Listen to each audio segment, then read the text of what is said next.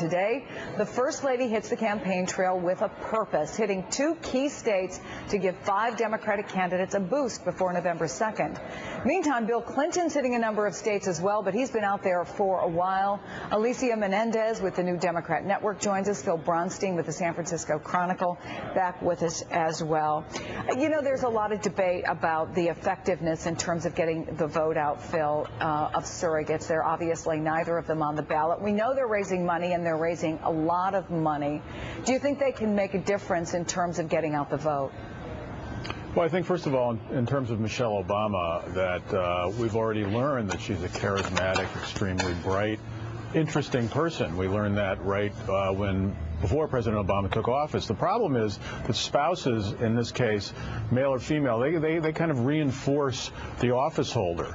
And in this case, I think when you've got President Obama's numbers going down, what Michelle Obama's presence on the campaign trail might reflect is how weak the president may be at the moment. I mean, the question came up in the California gubernatorial debate last night for Jerry Brown. Do you want President Obama out here campaigning for it? Just the fact that that question was asked tells you a lot about what's happened to the fading star power of President Obama. So I'm not sure that as charismatic and as good as Michelle Obama is, that she's going to make that big a difference. In terms of Bill Clinton, as you said, you know, we've seen it. We've seen it over the years.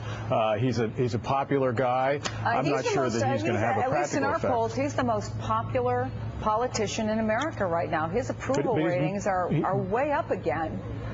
But Chrissy's not on the ballot anywhere, and so I think that people like to be around him. He's extraordinarily charismatic.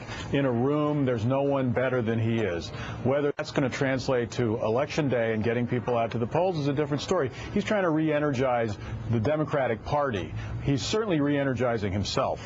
Yeah, there's no doubt about that, Alicia. But where do you think about that? I mean, do you think either of them in getting out there and really delivering this message? Because, you know, there's been so much talk about the enthusiasm gap, reinforcing the message that we need you to get out there. We need those of you, especially who voted for us in 2008, to go out again this November. Is it going to work? I think it absolutely will work. I think specifically with wishful thinking? No, I think with Michelle Obama that she speaks to a unique audience. She speaks to married women. I also think because of the unique way she approaches her role, she speaks to unmarried women.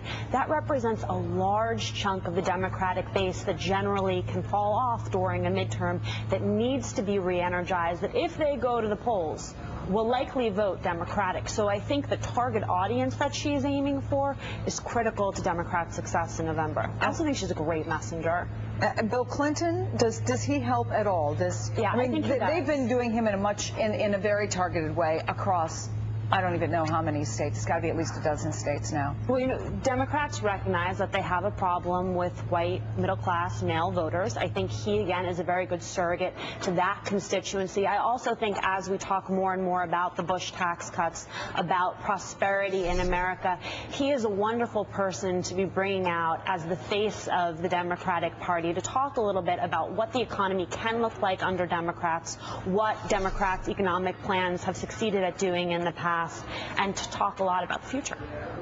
All right. It's always good to see you, Alicia. Thank you for coming in and being with us. Phil Bronstein, it's been a while. It's great to talk to you. Thanks so much. Thank you, Chris. Speaking of star power, George Clooney joins Andrea Mitchell live this afternoon to talk about his activism in raising awareness of the situation in the Sudan. How did she get that interview? That's